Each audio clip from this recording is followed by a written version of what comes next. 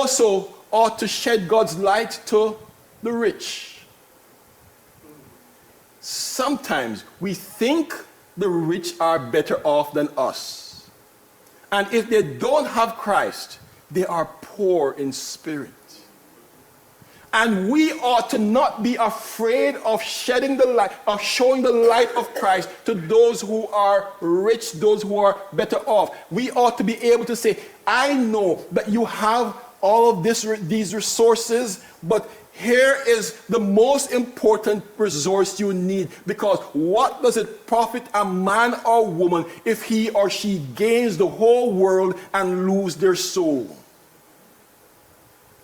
So we need to be brave enough to approach people who we think are much better off than us financially.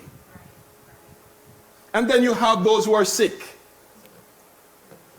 And the people who are sick, these days, when you go to the hospital, you have to be so careful. Are you going to have to wear a mask or not wear a mask? You have people who are sick and at home, and we ought to also be caring for them.